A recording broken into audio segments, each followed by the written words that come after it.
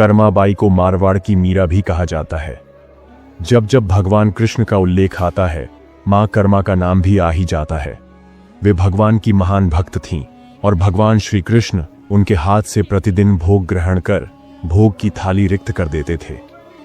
कर्माबाई का जन्म राजस्थान के नागौर जिले की मकराना तहसील के कालवा गांव में हुआ। इस गांव में जीवन राम डूडी के घर चैत्र मास कृष्ण पक्ष की एकादशी पर एक पुत्री का जन्म हुआ। भगवान से बहुत मन्नतें मांगने के बाद इनका जन्म हुआ। नाम रखा गया कर्मा। कर्मा के चेहरे पर एक अनोखी आभा रहती थी। जीवन राम स्वयं धार्मिक पुरुष एवं अनन्य कृष्ण भक्त थे। उन्होंने अपने घर में कृष्ण भगवान का मंदिर बना रखा था। वे प्रतिदिन भगवान कृष्ण की पूजा करते और भोग लगाते तथा भगवान को भोग लगाने के बाद ही भोजन ग्रहण करते। यह उनके घर का नियम था। इसी प्रकार समय बीतता गया। कर्माबाई प्रतिदिन अपने पिता को श्री कृष्ण भगवान की पूजा करते देखती, उनको भोग लगाते देखती। यही सब देखते सीखते कर्माबाई का बचपन बीत रहा था। अतः बचपन से ही उस नन्ही कर्मा में भक्ति भाव के संस्कार थे। इन्हीं संस्कारों के बीच पलते बढ़ते कर्मा 13 वर्ष की हो गई। एक बार जीवन राम को कार्तिक पूर्णिमा स्नान के लिए पुष्कर जाना था। उनकी पत्नी भी उनके साथ जा रही थी। वे कर्मा को भी साथ ले जाना चाहते थे, लेकिन एक समस्या आ गई। उनकी अनुपस्थिति में भगवान को भोग कौन लगाता? इसलिए उन्होंने कर्मा को यह जिम्मेदारी सौंपी और बोले, पुत्री, हम दोनों पुष्कर स्नान के लिए जा रहे हैं। तुम सुबह भगवान को भोग लगाना और उसके बाद ही भोजन करना। कर्मा ने यह जिम्मेदारी सहर्ष स्वीकार कर ली। मां पिता के तीर्थ यात्रा के लिए जाने पर कर्मा ने सुबह स्नान आदि कर बाजरे की खिचड़ी बनाई और पूजा के लिए अपने घर में बने भगवान के मंदिर के समीप आ गई। भोग की थाल भगवान के सामने रखकर हाथ जोड़कर बोली, हे प्रभु, भूख लगे तो भोग लगा हुआ है, आप भोग ग्रहण कर लेना। तब तक मैं घर के और काम कर लेती हूं। इसके बाद कर्मा घर के काम में जुट गई। बीच बीच में वह थाली देखने आती, लेकिन भगवान श्री कृष्ण ने खिचड़ी का भोग ग्रहण नहीं किया। बहुत समय होने के बाद भी जब भगवान जी ने भोग ग्रहण नहीं किया तो कर्मा को चिंता हुई। उसने सोचा, क्या पता भगवान को खिचड़ी में स्वाद ही ना आ रहा हो, इसलिए वे भोग ग्रहण नहीं कर रहे। इसमें घी या गुड़ की कमी रह गई होगी। फिर जाकर उसने खिचड़ी में गुड़ व घी मिलाया और वहीं बैठ गई। लेकिन भगवान ने फिर भी भोग ग्रहण नहीं किया। तब मायूस होकर कर्मा ने कहा, हे प्रभु, आप भोग ग्रहण कर लीजिए। माँ बापू पुष्कर नहाने गए हैं। आपको भोग लगाने के लिए अभी कुछ दिन वे नहीं आएंगे। आपको भोग लगाने की जिम्मेदारी मुझे दी गई है, इसलिए आपको भोग लगाने के बाद ही मैं भोजन ग्रहण करूंगी। कुछ क्षण बाद भगवान ने फिर भी भोग ग्रहण नहीं किया। फिर कर्माबाई भगवान श्री कृष्ण से शिकायत करते हुए बोली, माँ पिताजी, जब आपको भोग लगाते हैं तब तो आप भोग ग्रहण कर लेते हैं, फिर आज क्यों भूखे बैठे हैं? इतनी देर हो गई है, खुद भी भूखे बैठे हैं और मुझे भी भूखा रखा है। यह सब बोलकर कर्माबाई भगवान के भोग ग्रहण करने की प्रतीक्षा करने लगी। परंतु यह क्या, अब तो सुबह से दोपहर, दोपहर से शाम हो चली। भूखी कर्मा अब मायूस हो गई और दुखी होकर रोते हुए बोली, हे भगवान जी, आप भोग ग्रहण कर लीजिए, अन्यथा मैं भी भूखी ही रहूंगी।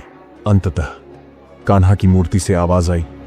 कान्हा बोले, कर्मा, तुमने पट तो बंद किया ही नहीं, तो मैं भोग ग्रहण कैसे करूं? यह सुनकर कर्मा ने पट खींचकर ओंठ कर दी। भगवान श्री कृष्ण ने खिचड़ी का भोग ग्रहण किया और थाली पूरी खाली हो गई। कर्माबाई ने पलटकर देखा तो भोग की थाली में भोग रिक्त हो गया था। तब कर्मा बोली, हे भगवान, इतनी सी बात थी तो पहले बता देते। खुद भी भूखे बैठे और मुझे भी भूखा बिठा रखा था। इसके बाद कर्मा ने भी खिचड़ी खाई।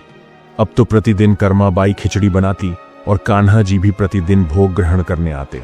इसी बीच कर्माबाई ने सोचा कि सबसे पहले कान्हा जी को भोग लगा देना चाहिए। क्या पता उन्हें जल्दी भूख लग जाती हो। घर की साफ सफाई, नहाने धोने के कारण भगवान के भोग में देर हो जाती हो। फिर वह सबसे पहले उठकर बिना किसी कार्य को पूरा करे भोग बनाती और प्रभु को भोग लगा देती। फिर कर्माबाई अपने दिन भर के कार्य करती। कुछ दिनों बाद उसके माँ बापू तीर्थ से लौट आए। आते ही पिता ने अपनी लाडली पुत्री से पूछा, पुत्री, तुमने किसी भी दिन भगवान को भूखा तो नहीं रखा? कर्मा बोली, नहीं पिताश्री, मैंने भगवान जी को प्रतिदिन भोग लगाया। फिर कर्माबाई की माता किसी काम से रसोई घर में गई तो उन्होंने देखा, जाते समय तो गुड्डा का मटका पूरा भरा हुआ था, अब खाली कैसे हो गया। उन्होंने कर्मा को बुलाया और पूछा, पुत्री, गुड़ कहाँ है? कर्मा ने बताया कि रोज भगवान कृष्ण उसके पास आते और खींचड़ी का भोग ग्रहण करते। कहीं मिठास कम ना हो जाए इसलिए खींचड़ी में गुड़ ज्यादा डाल दिया करती थी। कर्माबाई ने कहा, कान्हा जी ने बहुत देर तक खिचड़ी का भोग ग्रहण ही नहीं किया था, फिर पट बंद करने पर किया। यह सुनकर कर्मा के माता पिता चकित रह गए। वे जिन ईश्वर के आशीर्वाद प्राप्त करने हेतु इतनी दूर पुष्कर यात्रा पर गए थे, जिन्हें पाने के लिए लोग न जाने क्या क्या करते हैं, वे भगवान उनकी बेटी के हाथ से उनके घर में खिचड़ी का भोग ग्रहण करते हैं। यह कैसे संभव है? उन्होंने सोचा कि हमारी बेटी बावली तो नहीं हो गई। ये भी सोच लिया कि क्या पता कर्मा ने खुद ही पूरा गुड़ खा लिया हो। इस बात पर कर्मा ने कहा, अगर आपको यकीन नहीं है तो कल प्रातः देख लीजिए, मैं खुद भगवान को भोग लगाऊंगी। ये सब सुनकर वे रात भर सो नहीं पाए।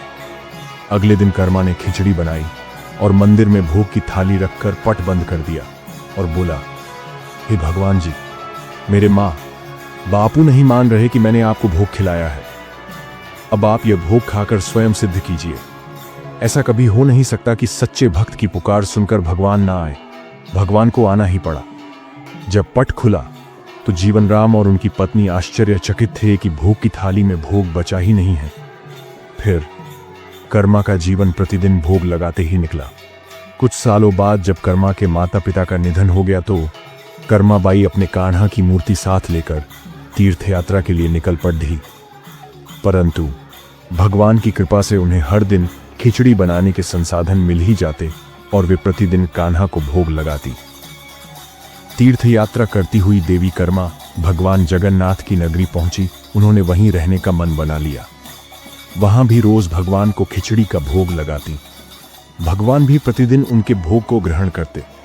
जिस दिन उन्होंने पहली बार जगन्नाथपुरी में खिचड़ी बनाई, उसी दिन उनके पास से जा रहे एक बालक ने उनसे कहा, माता, घी की बहुत अच्छी सुगंध आ रही है, क्या भोजन बचा है? मां कर्मा ने कहा, हां बालक, बचा है, तुम बैठो, मैं तुम्हें देती हूं। यह कहकर देवी कर्मा ने उस बालक के लिए भी खिचड़ी लगा दी। बालक पूरे मन से स्वाद लेकर खिचड़ी खा रहा था। देवी कर्मा को यह देखकर सुख की अनुभूति हो रही थी। बालक ने खाते खाते पूछा, माता, क्या मैं कल भी आऊं? तो क्या आप मुझे खिचड़ी खिलाओगे? यह सुनकर देवी कर्मा मुस्कुराई और बोली, हां पुत्र, तुम प्रतिदिन आओगे तो मैं प्रतिदिन तुम्हें खिचड़ी खिलाऊंगी। यह सुनकर बालक प्रसन्न हुआ और प्रतिदिन देवी कर्मा के पास खिचड़ी खाने आया करता। एक दिन की बात है, सूर्य उदय होने के बाद माता कर्मा स्नान करने के लिए जा रही थी। जाते समय एक साधु मिले। उन्होंने कहा, माता, देखने में तो आप भक्त प्रतीत होती हैं, कहां जा रही हो? माता ने कहा, मैं स्नान करने जा रही हूं। साधु ने बोला, इस समय स्नान? एक भक्त को तो ब्रह्म मुहूर्त में ही स्नान आदि कर लेना चाहिए। माता बोली, महाराज, उठ तो मैं जल्दी जाती हूं, पर ठाकुर जी को भोग लगाने में देरी हो जाती है। साधु बोले, हे देवी, आप बहुत धार्मिक महिला हैं, भगवान को प्रतिदिन भोग लगाकर ही भोजन ग्रहण करती हैं, परंतु इन सब के भी नियम होते हैं। आपको बिना नहाए ऐसा नहीं करना चाहिए। आप तो भगवान की परम भक्त हो, तो हे देवी, प्रतिदिन साफ सफाई करने के बाद नहा धोकर ही भगवान को भोग लगाया करो। यह सुनकर देवी कर्मा ने उनको हाथ जोड़कर प्रणाम किया और कहा, जी महाराज जी, आप जैसा कह रहे हैं मैं वैसा ही करूंगी। मैं इस बात से अनभिज्ञ थी। फिर साधु बाबा वहां से चले गए। अगले दिन से देवी कर्मा साधु की आज्ञा का पालन करते हुए साफ सफाई नहा धोकर भोग बनाने लगी। परंतु अब भोग लगाने में देरी हो जाती और जब तक भोग नहीं लगता उस बालक को भी भोजन नहीं मिलता। बालक आकर माता से कहता, माता, देर हो रही है, भूख लगी है, भोजन दो। माता कहती, थोड़ी देर रुक जा छोरे, मैं भोजन दे रही हूं। बालक जल्दी जल्दी खाकर भाग जाता। कुछ दिन ऐसे बीते, परंतु यह कौन जानता था कि वह बालक स्वयं भगवान जगन्नाथ हैं, जो प्रतिदिन बालक का रूप धारण कर कर्माबाई के हाथ से बनी खिचड़ी खाने आते थे। इतने दिनों में जब जगन्नाथ मंदिर का पट भोग के लिए खुलता तो भगवान के मुख पर की खिचड़ी का जूठन लगा होता। वहां के पुजारी ने मुस्कुराते हुए मन ही मन कहा, हे प्रभु, आपकी लीला भी अपरंपार है। न जाने किस भाग्यवान भक्त के यहाँ आप जाकर प्रतिदिन खिचड़ी खाकर आते हैं। फिर पूजा अर्चना हुई, दिन बीत गया, रात्रि हुई। रात्रि को पुजारी के स्वप्न में भगवान जगन्नाथ आए और उन्होंने पुजारी से कहा, हे भक्त, तुमने सही पहचाना। मैं अपनी एक अनन्य भक्त कर्माबाई के यहाँ प्रतिदिन उनके हाथ से बनी खिचड़ी खाने जाता हूँ। वह मुझे बिल्कुल अपने पुत्र सा लाड़ करती हैं। उनकी भक्ति से मैं अति प्रसन्न हूँ। परंतु इसी मंदिर के एक साधु ने उन्हें कुछ आम जीवन की ज्ञानवर्धक बातें एवं उपासना का तरीका समझाया, जिससे मुझे भोग लगाने में अब उनसे देरी हो जाती है। इसी वजह से मेरे मुंह पर खिचड़ी लगी रह जाती है। आपने ये सोचा, प्रभु की लीला तो अपरंपार है, वह तो सर्वव्यापी है। एक ही समय अलग अलग स्थान पर हो सकते हैं, परंतु मुख पर खिचड़ी लगाने की लीला उन्होंने इसलिए रची ताकि पुजारी के मन में यह प्रश्न उठे। उस प्रश्न के निवारण में प्रभु पुजारी जी को यह बता सकें कि आम जीवन में हम अपने ज्ञान को जब दूसरे को बताते हैं तो वह सदैव ज्ञान के लिए होना चाहिए, न कि भक्ति के भाव को बदलने के लिए। क्योंकि सांसारिक जीवन के लिए ज्ञान आवश्यक है, ज्ञान महत्वपूर्ण है, परंतु जहां भक्ति होती है वहां ज्ञान का कोई काम नहीं है। भक्ति में भक्त अपने प्रभु के प्रेम में डूबा रहता है। उपासना के कई तरीके हैं, जितने भक्त उपासना के उतने ही तरीके। जब ईश्वर ने ही उपासना के तरीकों पर प्रश्न नहीं उठाया तो किसी को भी किसी और की भक्ति पर प्रश्न नहीं उठाना चाहिए। जो महिला प्रभु को बिना नहाए खाना देती है, उसका भाव सिर्फ इतना था कि मेरे प्रभु को जल्दी खाना मिल जाए, वह भूखे ना रह जाए, और यह प्रेम भाव प्रभु के लिए हर नियम से ऊपर था। इन बातों को सुनकर पुजारी जी ने साधु बाबा को बुलवाकर यह बात कही। साधु बाबा को भी अपनी गलती का एहसास हुआ कि वह भगवान और भक्त के बीच में आ रहे थे, और उन्होंने बिना समय गवाए माता कर्मा के पास जाकर कहा कि हे देवी, आप जैसे प्रभु को पहले भोग लगाती थी वैसे ही लगाइए। मैं आपकी भक्ति नहीं समझ पाया, इसलिए मुझे क्षमा करें। देवी कर्मा ने कहा, जी ठीक है, मैं कल से फिर से उसी समय पर वैसे ही भोग लगाऊंगी। माता कर्मा ने फिर उसी तरीके से भोग लगाना शुरू कर दिया और भगवान के मुख पर खिचड़े का जूठन अब नहीं लगा रहता। ऐसे ही कई वर्ष बीत गए। एक दिन पुजारी ने देखा भगवान जगन्नाथ की आंखों से आंसू बह रहे हैं और वह भोग ग्रहण नहीं कर रहे। तब उन्होंने मन ही मन भगवान से पूछा, हे प्रभु, ऐसा कौन सा अपराध हुआ हमसे कि आपने भोग ग्रहण नहीं किया और आपकी आंखों से आंसू भी बह रहे हैं? प्रभु, यदि हमसे कोई अपराध हुआ है तो हमें क्षमा करें और भोग ग्रहण करें। आपके भक्तजन प्रसाद के लिए प्रतीक्षा कर रहे हैं। फिर क्या था, भक्त वत्सल प्रभु ने प्रसाद ग्रहण कर लिया। फिर स्वप्न में भगवान बोले, पुजारी जी, आज मेरी मां कर्माबाई इस लोक को छोड़कर मेरे निज लोक को विदा हो गई है। अब मुझे कौन खिचड़ी बना के खिलाएगा?